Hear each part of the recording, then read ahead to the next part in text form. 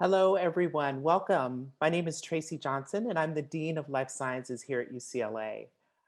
Before we begin, I just want to mention that this event is being recorded, and I'd like to welcome you to this virtual event. Our Psychology presents Shifting Values, Thoughts, and Behaviors in the Time of COVID-19. This seminar series, hosted by the Department of Psychology, is really intended to spark new conversations about topics such as anxiety and depression, racism, human development across the lifespan, and really many more. Today's topic is focused on the societal, the cultural, and the behavioral and mental shifts that have taken place during the pandemic in the United States. Things from parenting and survival to worldviews and silver linings. I'm really excited for you to hear what three of our experts in the field have to say.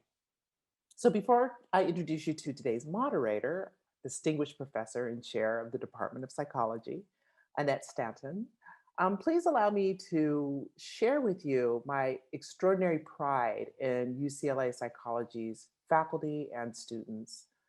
By a number of metrics, we are a leading department of psychology in the nation and in the world. UCLA Psychology is home to the #1 clinical psychology program, the #4 social psychology program, the #5 behavioral psychology, neuroscience program, and #12 cognitive psychology program. So across a wide spectrum of psychology disciplines, UCLA is indeed on the forefront. So I'm pleased now to introduce you to the person who gets to lead this incredibly vibrant community of scholars. That is distinguished Professor Annette Stanton. So in addition to her appointment in the Department of Psychology, Dr. Stanton is also a professor in psychiatry and biobehavioral sciences. She's a member of our Johnson Comprehensive Cancer Center and a scientist in the UCLA Cousin Center for Psychoneuroimmunology. Dr. Stanton's research focuses on understanding what helps or hinders people who are experiencing profound stressors, such as cancer. And she takes what she learns to find approaches that will promote well-being and health. So clearly in the time that we're in now, the work of Dr. Stanton has particular resonance. So please join me in welcoming Dr. Annette Stanton. Hello, everybody, and thank you so much, Dean Johnson, for that kind introduction. I do have the distinct honor of chairing the Department of Psychology, and I'm delighted to welcome you to our UCLA Psychology Presents series, which examines the fascinating connections between mind, brain, body, and how they intersect in our socially complex world. Here in the department, we have some of the world's leading experts in psychology and neuroscience. They're conducting highly innovative and impactful research in behavioral neuroscience, cognitive, clinical, developmental, health, learning, quantitative, and social psychology. We're also educating new generations. More than 4,000 undergraduates are enrolled in our 3 psychology majors, and our highly competitive Ph.D. program fosters tomorrow's esteemed leaders in research, teaching, and public service. We also serve the community. In addition to translating our research into action to enhance the public's health, we operate a psychology clinic that provides low-fee, evidence-supported therapy and assessment services. And our infant development program provides high-quality childcare to infants and toddlers of faculty, staff, and students. Our hope is that today's event is enlightening for you and sparks conversation and action. It's fitting that today's event sits between the 1-year anniversary dates of COVID-19 being declared a national emergency on March 13th and Governor Newsom's stay-at-home order issued March 19th last year. Although our research and teaching have been hindered in many cases, we've made it through the year and we're looking forward to brighter days in the year ahead. So now it's my great pleasure to introduce 3 psychology professors whose research carried on thanks to the internet and who will be speaking with us this evening. Each faculty member is going to share their latest findings related to the pandemic, followed by discussion with all 3 speakers. During that portion of the program, we look forward to taking questions from the audience, which you can submit through the Q&A feature at the bottom of your screen. Notice that the chat function is turned off. We also have some advanced questions that we can speak to as well. Our first speaker is Dr. Patricia Greenfield. Dr. Greenfield, you can come on anytime you'd like. Dr. Greenfield is a distinguished professor of psychology who's an expert in the processes of social change, culture, and human development. Her research explores how values, behavior, and cognition are shaped by social change. And her current studies include intergenerational processes of social change in the United States, Mexico, Israel, and China, as well as investigations linking cultural processes to digital communication and social development. Since COVID-19, Dr. Greenfield has explored the pandemic as a source of social change, with the potential to shift the salience of death, cultural values, activities, family relationships, and parenting. And that's what she's going to talk with us about tonight. Dr. Greenfield received her Ph.D. from Harvard University and joined the UCLA faculty in 1974. She's also director of the Children's Digital Media Center at Los Angeles, which is a collaboration between UCLA and Cal State University, Los Angeles. Welcome, Dr. Greenfield. Thank you so much, Professor Stanton. I'm going to talk about pandemic culture, how Americans adapted to survival threat. Although I'll be talking about the United States, I'm going to start my COVID research story in Nabanchauk, a Maya community in Chiapas, Mexico. I started doing research in that community in 1969. At that time, the community was isolated from the outside world. Material resources were very limited.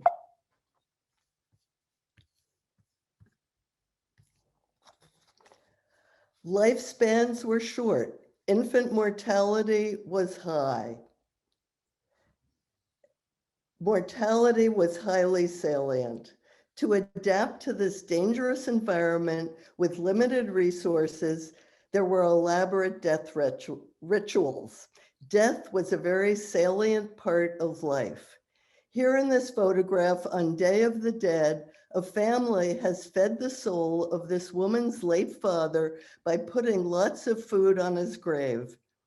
In this dangerous environment, people coped by growing their own food. This young girl is harvesting corn and weaving their own clothes.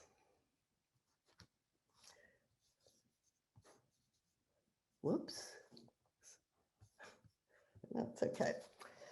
And parents expected children to contribute to family maintenance. Here, teenage girls on the right are making tortillas for the extended family. They're working with an older family member on the left. Thus, this slide also shows intergenerational family collaboration. The next two slides show the parallels between their way of life and shifts in activities and family behavior in our society during the pandemic. As people began to die from COVID, death became more salient here. Here in a photo from the LA Times, a family is grieving over a coffin of a family member who has died from COVID. Pictures of dead bodies and funerals became very common. Death became more a part of life here, tragically, as it had been in Nabanchauk. As this started to happen, I began to both experience and observe shifts happening here, but going in the direction of life in Nabanchauk and other subsistence village communities around the world. I started a vegetable garden for the very first time. Like Maya women who weave, I went back to our cultural form of weaving, that is to knitting. My granddaughter began baking bread for the family. Although he's not in the picture, her bread making activities were usually in collaboration with a member of the older generation, her dad. It just so happened that the changes I was observing were predicted by my theory of social change, cultural evolution, and human development. So I wondered whether these personal and family changes could be more widespread. I suspected that these shifts were a universal response to increased mortality threat. So with my collaborators, I carried out studies about the effects of COVID on values, concerns, and behavior. I will talk about two of the studies today. We did a survey study and a study of Google searches and social media. I'm going to integrate findings from both studies in my presentation because the findings reinforce each other. We did large-scale surveys in California and Rhode Island, and we did a national study of online behavior. In the survey, respondents were asked about their experience of shifts in concerns, activities, and values during the pandemic. They responded to the survey when they had been under stay-at-home orders for about a month. In the national online study, we studied spontaneous behavior. We compared the frequency of specific terms posted on Google searches, Twitter, blogs, and internet forums for 70 days before Trump's declaration of COVID emergency. We compared those 70 days with the frequency of the same terms for 70 days after the emergency declaration. The findings I'll talk about covered shifts in three areas: mortality salience, subsistence activities, and pro-social developments in values and family life. During COVID, mortality became more salient for people in the US. As the upward red arrow indicates, people who responded to our survey reported thinking more about their own and family members' deaths during COVID than they had before. On Google searches, social media, mentions of terms like death and cemetery shot up. Statistical analysis of our survey data indicated that increased mortality salience led to an increase in subsistence activities. It turned out I was not alone in starting a vegetable garden. In the surveys, many people reported that they had started a vegetable garden during the pandemic, as the upward arrow indicates. In Google searches and social media, mentions of phrases like grow vegetables and garden increased dramatically. Statistical analysis of our survey data indicated that increased mortality salience led to an increase in subsistence activities. One of the subsistence activities that increased was cooking. Another one that increased was home maintenance activities. And again, this occurred more for respondents for whom mortality was more salient. This finding was reinforced by spontaneous behavior in Google searches and social media. Mention of terms like tools and Home Depot shot up. As you'll see in the images on the next slide, social behavior and social values also shifted towards what I had experienced in Nabanchauk, that is, greater family interdependence, including parents expecting their children to contribute to subsistence activities in the household, and also more pro-social values in the community. Indeed, Survey respondents in California and Rhode Island reported that home life had become more interdependent. Respondents reported that their family households were eating more together and talking more to each other.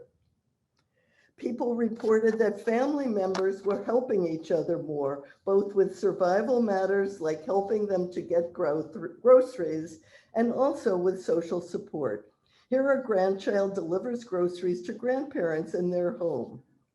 Values had changed accordingly.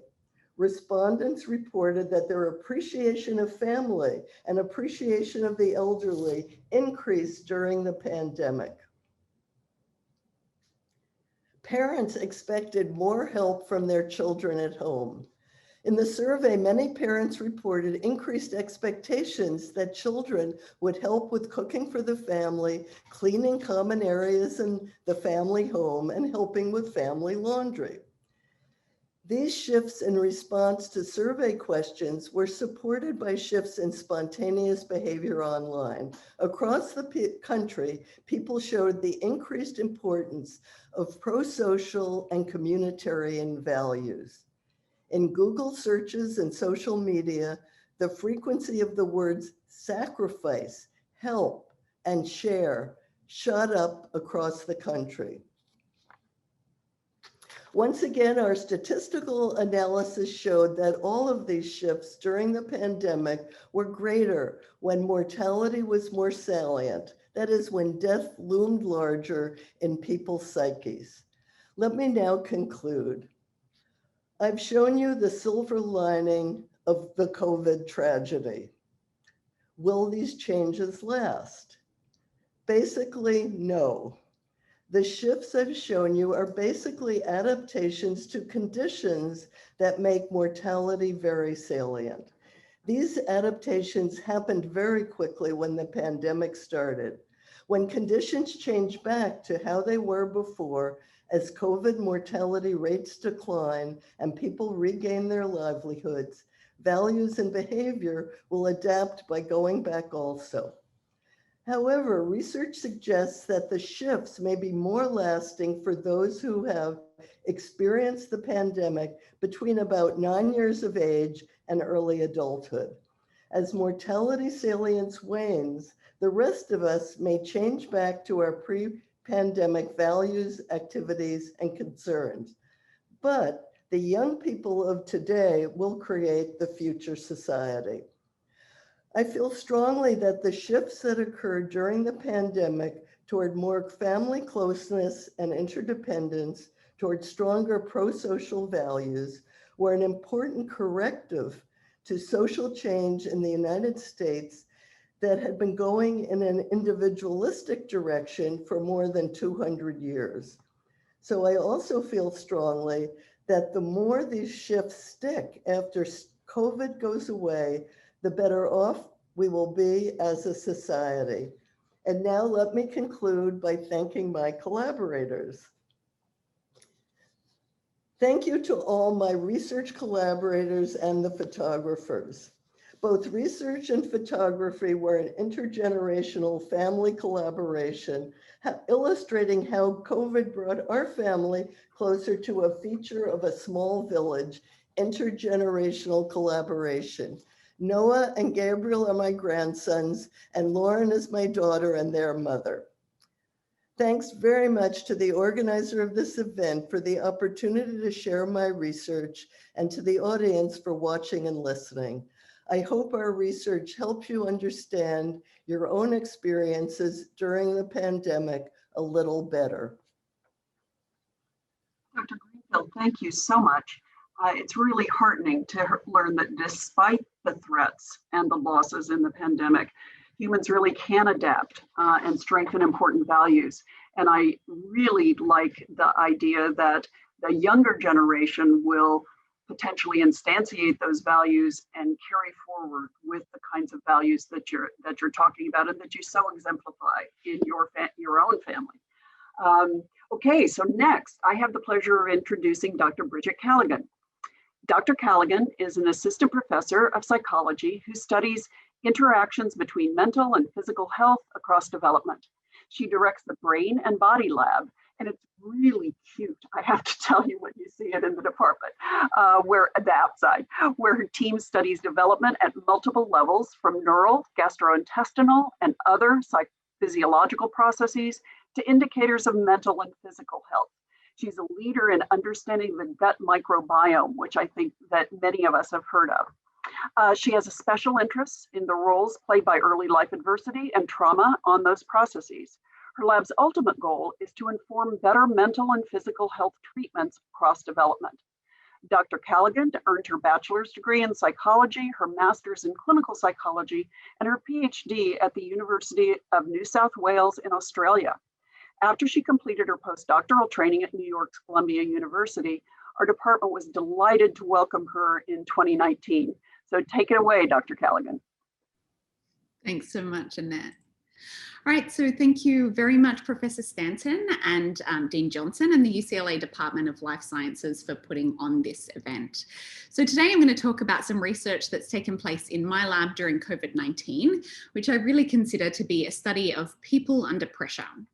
Now, before we get started, I wanted to make it very clear that I'm up here today representing the very hard work of many people beyond myself.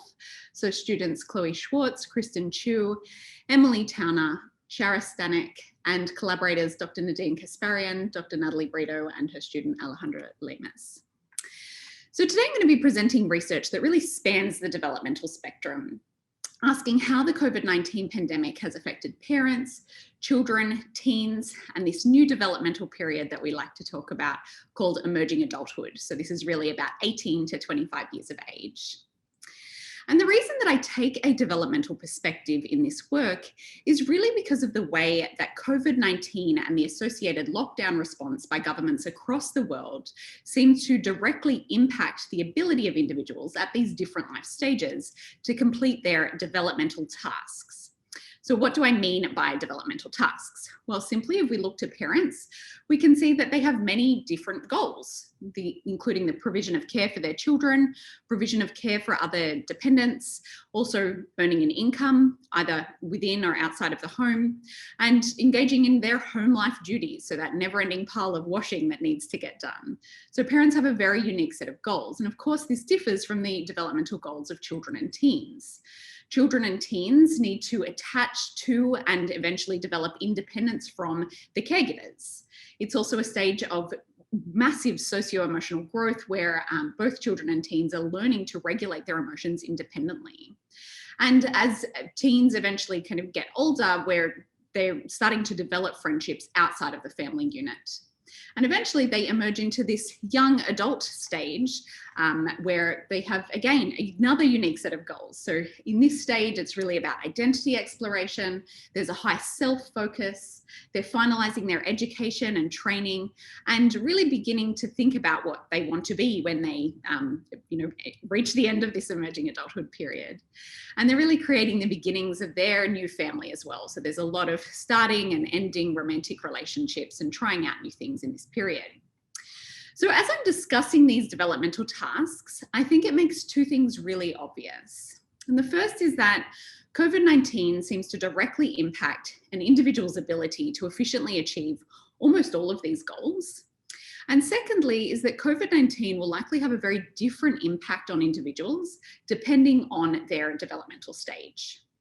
So in order to understand the unique effects of the COVID-19 pandemic on each of these groups, in around April of 2020, my lab launched two different studies. The first was focused on 324 parent, child, or teen dyads and was called Parenting Under Pressure. And the second was focused on around 140 UCLA undergraduates in this emerging adulthood period and was called Inside Out.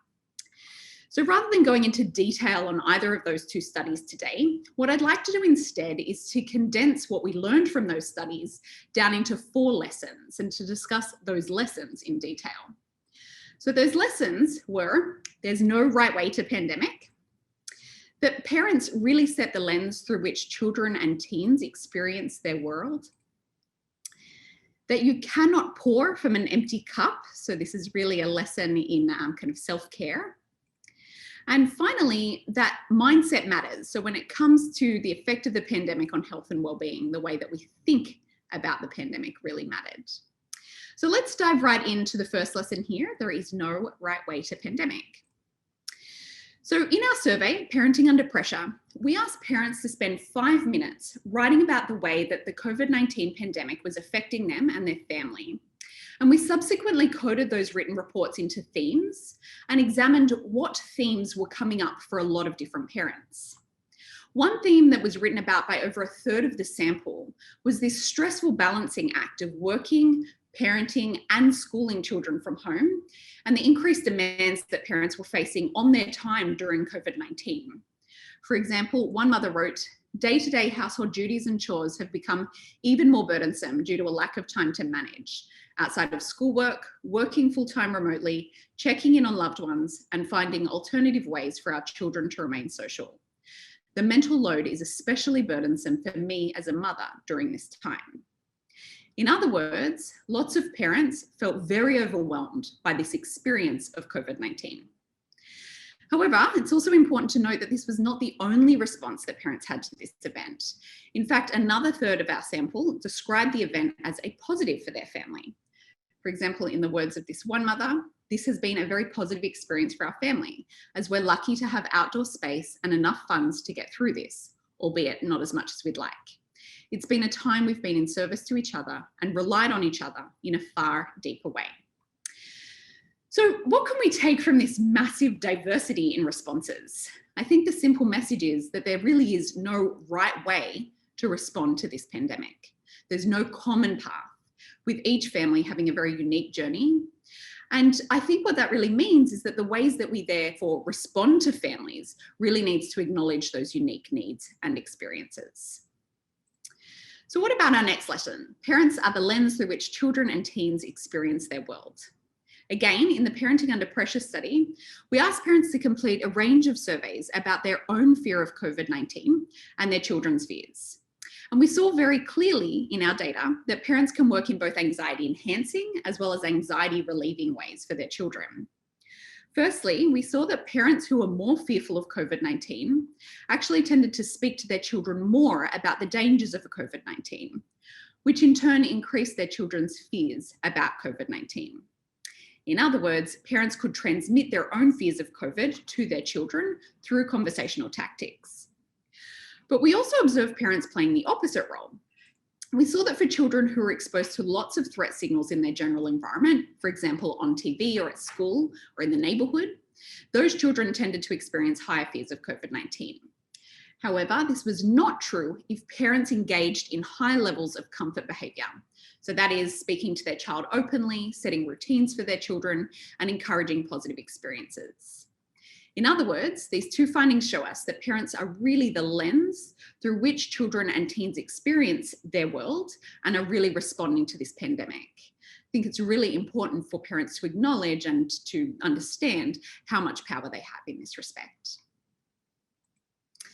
So on to the third lesson that we've gleaned from our work. This actually came from the Inside Out study in emerging adults. And what we learned from these emerging adults is that self-care is really paramount in how individuals were responding to this event. So we asked UCLA undergraduates to report on their mental health, particularly their depressive symptoms, before and during the COVID-19 lockdown in 2020. We saw that for the vast majority of UCLA undergraduates, 71%, mental health actually got worse during COVID, not surprisingly. For around 1/4 of the sample, however, their well-being managed to stay the same, and for a very small percentage of the sample, their mental health actually improved. Now, not surprisingly, but importantly, the factors that were associated with better mental health in this sample included having social support, cognitive control or flexibility, that is being adaptable, engaging in healthy eating patterns, engaging in better sleep hygiene, and being able to tolerate uncertainty. And so that was associated with your mental health either getting better or at least staying the same. Now, importantly, some of these factors can be changed and some can't. But what they clearly demonstrate is that when your cup is empty, when you don't have it filled with social support and good routines and habits, it's very difficult for young people to adapt to the challenges of COVID-19. So on to our final and perhaps most important lesson, and that is when it comes to the pandemic, the way that people thought about it really mattered. And we actually saw this playing out in both of our studies. So for parents in Parenting Under Pressure, we got them to rate their mood both before and after engaging in that 5-minute writing exercise. And we saw clearly that parents who spent the time writing about things that they were grateful for showed a decrease in their negative mood after writing. In the Inside Out study, we also got UCLA undergraduates to write about their experience with COVID-19 for 5 minutes. And while they didn't rate their mood before and after writing, we did see that those who reflected on the opportunities that they had gained during the pandemic also had lower symptoms of depression during the pandemic. So as we move into this post-COVID world, I think it's important to keep these lessons in mind, not only for how we responded to the pandemic, but also how we respond to the move back to in-person interactions, as well as how we react to the next challenging events that await us as a nation and a world. So I'll leave it there. Thank you very much. Thank you so much, Dr. Callaghan. I'm sure your studies provided some reassurance to parents that there's no right way to do it, and gave them some ideas also for going forward. It's also great to know that our undergraduates have a number of skills that they can use. So now I am going to introduce Professor Keith Holyoak. Dr. Holyoak is a distinguished professor of psychology whose expertise is in how humans think, reason, learn, and solve problems.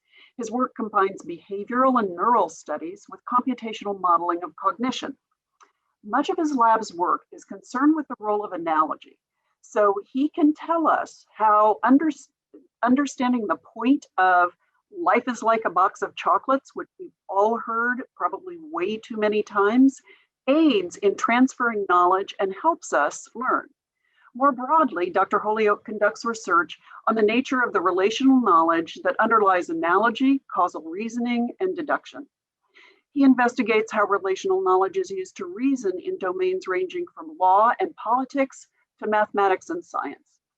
After earning his Ph.D. at Stanford, he was on the faculty at University of Michigan for a bit, and then joined the Department of Psychology at UCLA.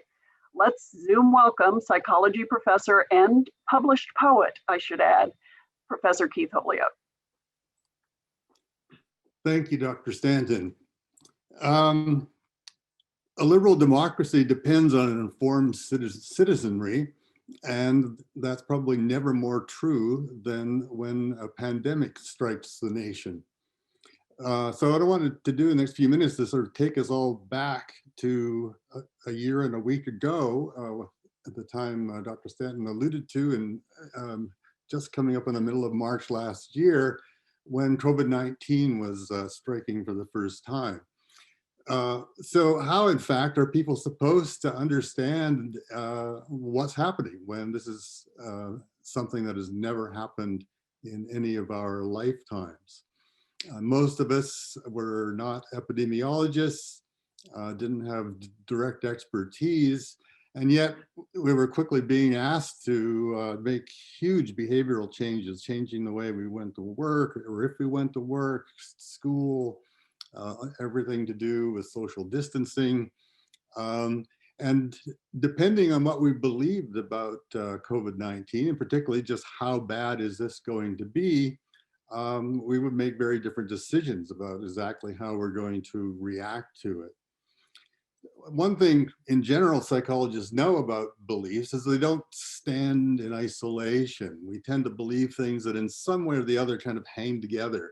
Sometimes they hang together because they make sense in terms of just how the world actually operates. Other times they hang together for looser reasons, like they agree with our ideology, they agree with what our friends believe. And some mix of that is going to affect how people understand the COVID. So working with my grad student, Hunter Praninsky, we put together some studies that we ran over the 3 months period from March to May of last year, as illustrated at this side.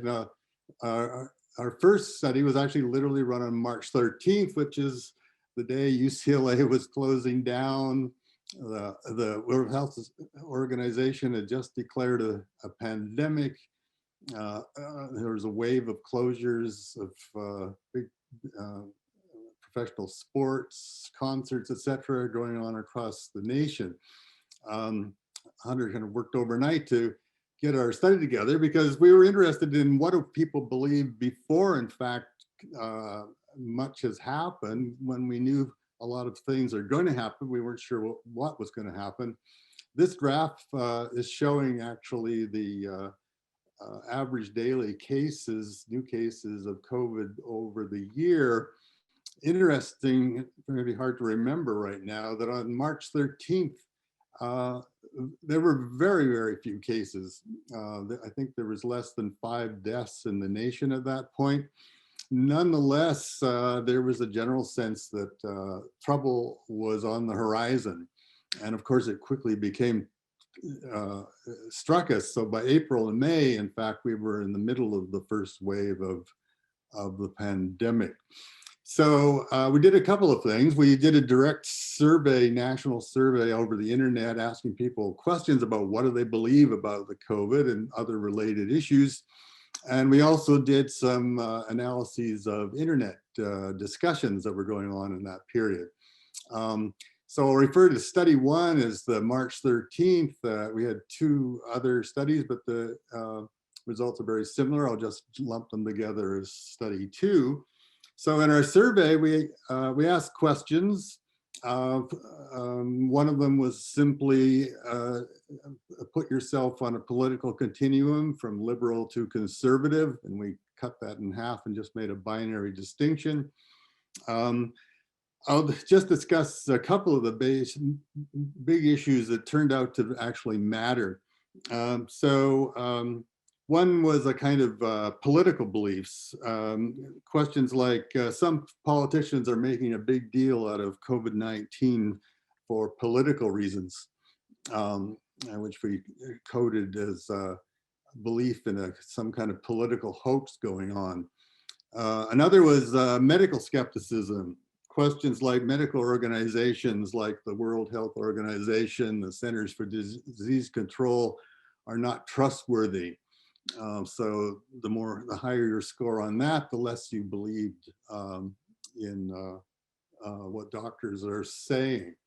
So here's the basic results. This is actually summarized over all 3 periods because everything was already in play even in March, although as we'll see, were some changes.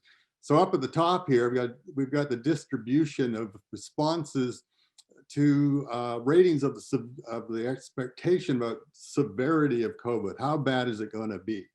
And basically, we've got the liberals, basically the Democrats in blue, and the conservatives, mostly Republicans, in reddish.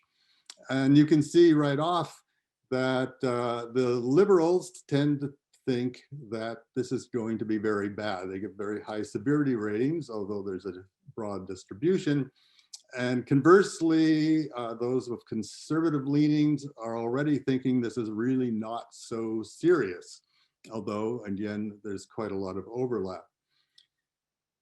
And if you look at their other attitudes, is this a political hoax of some sort? Now things are reversed. The conservatives think that's highly likely. The liberals don't. How much distrust do you have in medical organizations? Already we're seeing a lot of distrust to medical organizations among conservatives, much less from the liberals. Now all these things are related, but can we tease them apart? And in fact, we can using some statistical methods. And the basic story is that if you know people's beliefs about the possibility of some kind of political hoax and how much they distrust medical organizations, that pretty well predicts how severe they think COVID is. And in fact, politics no longer matters. Well, here's now severity going up. So if you don't think it's a hoax, then indeed you think it's going to be very severe. It falls off dramatically as you get more suspicious. And the same is true as your medical distrust goes up. The red line is March. The bluish line is the later tests, 2 months later. You can see the results are basically the same, but if anything, the steepness of the slope has increased, particularly on the medical side, which basically means it's now even more important whether you trust or don't trust medical organizations in making up your mind. So we've coupled this, as I mentioned, with an analysis of internet discussions, and we focused on Reddit, which I'm sure many of you know. It's I think the 7th most active website in the United States. It's basically has a lot of discussion forums, and they're organized by topics. We took 3 forums, or subreddits they're called. 2 of them are overtly political. One is devoted to Republican discussions, one to Democratic discussions. And we also looked at another newer subreddit, which was actually about COVID-19 specifically, not from any particular point of view. And the analysis I'm showing you here is you can now essentially pick up all the terms that are being used, and we picked up terms that were related to the COVID situation. So I've highlighted politics in each. It's the same terms. We have COVID, science, research, doctor, flu, hospital, medical organization, vaccine, etc. So the thickness of the arrows means basically how often are these topics discussed together. So one obvious thing is that in both the political discussions and both orientations, research is very closely coupled with politics. If you look at the apolitical discussions over here, in fact, this is research over here, it is not nearly so connected to politics. In fact, in the political discussions, you can see politics really is the organizer, everything is being related to it. Whereas in the apolitical discussions, we have a lot of more connections among things like COVID and hospital and flu and doctor, which are the medical topics themselves, not being solely driven by politics. So bottom line is that the political influences on attitudes to COVID were apparent right from the beginning in March, even before the brunt of the disease had struck and persisted. And the more politics and gets tied into science and medicine, the more potential there is for distortion. I'll stop here. Thank you very much, Professor Holyoak. And your findings really do have some implications for public health and vaccination, for example, moving forward. Now I'd like to ask all of our presenters to join us, and we will get to as many of your questions as possible. And join us and unmute. Okay, our first question from the audience is for you, Professor Greenfield. Do you expect similar trends like pro-social behavior and reflection on death? Will those also be observed in already collective cultures? And do you think that pro-sociality may act as a stress resilience factor in the time of pandemics? Those are great questions. Well, for the first one, we wondered the same thing. And so now I have a group of 4 undergraduates who are looking at the online behavior a month before stay at home and emergencies, and comparing it with a month after in 3 traditionally collectivistic countries, Mexico, Indonesia, and China. And the students who are studying Indonesia and China are actually there right now, going to school remotely. So this has been a great opportunity. And if we have another one of these, I can report the results. To answer the second question, I do think prosociality can act as a stress reduction factor, can reduce the stress of COVID. Okay, thank you. And here's one just in for Dr. Callaghan.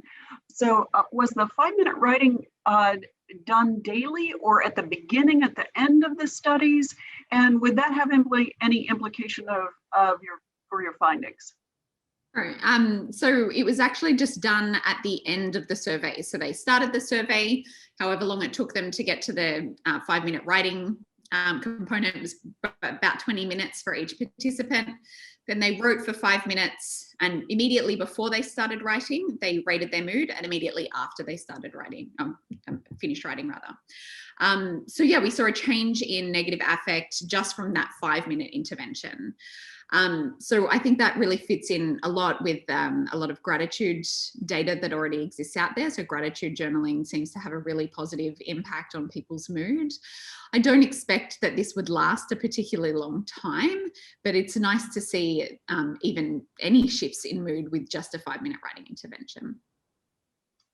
Thank you. And I would say our research, my lab's research with mostly with people with cancer, also look at do experiments on expressive disclosure, and do find that actually both expressing deepest thoughts and feelings, so some of the more negative sides, can have psychological and physical benefit, as can writing about the benefits of a stressful experience, as you say, writing about gratitude. Absolutely, they're important findings in the expressive disclosure literature. So Dr. Holyoak, do you believe that social media has encouraged the politicization and the link between research and politics, et cetera? Oh, absolutely. I mean, of course, the political scientists are devoting a lot of attention to exactly what's going on. So the sort of segmentation of the media into polarized outlets, so that in essence you're creating echo chambers that people get the impression that everyone believes X because X is what is always being said in the media that they're tuning into and what they're hearing through their friends' channels that are forwarded to them. So one of the issues is basically how to break out of that to some degree, because it's the power of the internet can clearly be used for good or ill, and it's this has definitely been one of the downsides. Thank you. Here's a good question. I hope it's from an undergraduate. Do any of you have opportunities for undergraduates to become involved in your research? Well, I have a bunch of am I? Yep, you're on. Okay. I have a bunch of undergraduates, as I mentioned, involved currently. 3 undergraduates who are doing research on the social media, and 1 who's working on some of our survey data. I'll chime in as well. So as Annette mentioned, I started my lab in 2019, so right before the pandemic started. And so I didn't have any graduate students in my lab at the time. So all of this research has been done by undergraduates in my lab. We have undergraduates in our group as well, some working with Hunter Perninsky, who was my grad student on these projects. We've also got analyses going on of the origins of the QAnon conspiracy theory, for example, among the big data oriented work, as well as other stuff related to analogy. Of course, our direct behavioral studies have been shut down for the year, which is partly why we're focusing so much on big data and internet studies, but hopefully by fall that will start to change again too. And that makes an important point. I think many of us, we have approximately 60 faculty in psychology, and many of us are impeded in our research because we do research with human participants in the lab, out in the community. And so research has been impeded, and yet much research has been able to go on, and like the research here tonight. Now, here's a question back to you for Bridget. Do you believe that some of the developmental milestones that were missed this year will have a lasting impact on emerging adults, like graduation and independent living and the chance to be with peers? Is there anything from your work or from others that would suggest that there will be lasting impact? It's a really great question, and I get it a lot. So our research was just one point in time, so we can't tell from our research whether there are going to be any lasting impacts. I think in terms of missing developmental milestones, I'm not overly concerned about that. It's certainly true that people have missed some developmental milestones, but development is a long and slow process, and so there's going to be plenty of time for individuals to achieve these things at different stages. So while they may not have achieved things in 2020, there's going to be time for them to achieve them, hopefully in 2021, but certainly in the years that come. So I'm not overly concerned about there being really huge negative lasting impacts of COVID on developmental goals being missed. Yeah. Thank you. And back to Dr. Greenfield. Why do you believe that 9-year-olds through early adulthood will integrate these pro-social values as compared to, say, slightly older adults or middle-aged people? Well, that's based on 2 studies that suggest those age groups, and they are just suggestive. I'm extrapolating from 2 studies. The first study showed, which was of Japanese families living in the United States, and then they returned to Japan when their children were at different ages, and the children had been at different ages in the United States and for different lengths of time. That study indicated that the years between age 9 and age 15 were kind of a sensitive period for internalizing and learning cultural values. So children who had been in the United States in that age group tended to have American, more individualistic cultural values. Children who had been in Japan in that age period tended to have more Japanese collectivistic values. That's one reason, one study. The second study was a study of the Great Recession in the United States.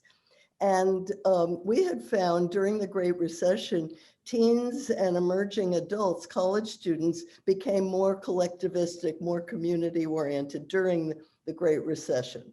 Another researcher looked at this issue years later and found in surveys of different ages that survey respondents who had gone through the Great Recession when they were teens or young adults were more collectivistic than those who had gone through the Great Recession at other ages, adults who had gone through it when they were older. So those are my reasons for that age group. Thank you, and it's fascinating to hear about your findings earlier that in the Great Recession. Another question has to do with the social context. We know that we have experienced the burdens of the pandemic differentially in this country, and they're important health disparities, socioeconomic disparities that really have been brought into stark relief. Can you tell us, and this is a question for all of you, how do your findings, or what are your thoughts about your findings in terms of the influence of the importance of context and the importance of culture? And we've heard about that some already, in terms of how we're going to do ultimately, psychologically, and with regard to our health. Well, I think that the silver linings that I talked about really apply to people who are lucky enough to be able to stay home during the pandemic. Yep. Yep. Thank you. And may not apply so much to people who are not so fortunate to be able to stay home. Exactly. Thank you. Yeah, I agree with that. Okay. Other comments? Okay, let me get to another one. That was an undergraduate who was asking about being there. She is going to be contacting all of your labs, I'm sure. That's great. Okay. Would you use their research to address the most immediately critical situation that we as a nation are facing, which is to encourage people to get the vaccine? Maybe I could say a bit about that. I think actually we're in a very dynamic situation right now. Kind of interestingly, on the one hand, you have vaccine shortages and people clamoring to get it, willing to travel long distances and do whatever they need to do when they're eligible. And then there's a minority who are resistant or hesitant and don't want to get it. Basically, as the vaccine rollout goes smoothly, relatively speaking, at least in the United States, the proportion of people who don't want to get the vaccine is in fact dropping. Related to the issues I was talking about, of course, medical skepticism is a huge one that runs straight from, first of all, thinking that the COVID isn't very serious, to second of all, not trusting the vaccines that might suppress it. So anything that in essence increases faith in what medicine says. And again, it seems that people who might be very suspicious of the World Health Organization or even the CDC still trust their own doctor. So at a local level, as it gets out and the people are getting a chance to talk to their personal doctors about it, that's clearly actually overall helping. So I'm sort of optimistic that the resistance is basically dropping, and fortunately the vaccines actually do seem to be both safe and effective. Thank you. And I know we all know about the important historical contextual features that influence people's trust in the medical system and mistrust. Here's another question for Dr. Callaghan, but anybody can respond. What can parents be doing better to develop a mindset to deal with COVID, stay at home, and a return to normalcy, or maybe the new normal? Sure. I think, it's really important for parents to remember that, again, there really is no right way to do this. And, each parent, each family is facing their own very unique set of challenges. In my study, and, kind of bouncing off what Patricia was saying earlier, we had the majority of the people who had the time to respond to my survey were parents who were working from home. And that's a very privileged section of the population.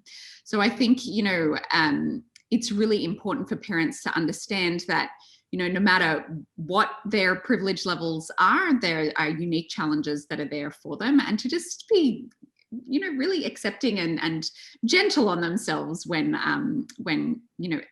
thinking backwards about how they adjusted to the pandemic, and then certainly in projecting forwards to think about how they'll adjust to this new normal post-pandemic. I think that, really taking the time to understand that, there's no right way to do it, and everyone is different is very important there. Thank you. And that's what most of us psychologists study, trying to understand variability and how all of our differences can be explained, as well as our substantial overlaps and the similarities, for example, that Professor Holyoak pointed out. I feel that we could continue talking, and we still have lots more questions, but we are at 6 o'clock. And so I want to thank the panelists for their research and persevering with their research during the pandemic. I want to thank the audience for your great questions. And I hope we see you at our next Psychology Presents in spring quarter. Thanks very much. Good night, everybody. Bye.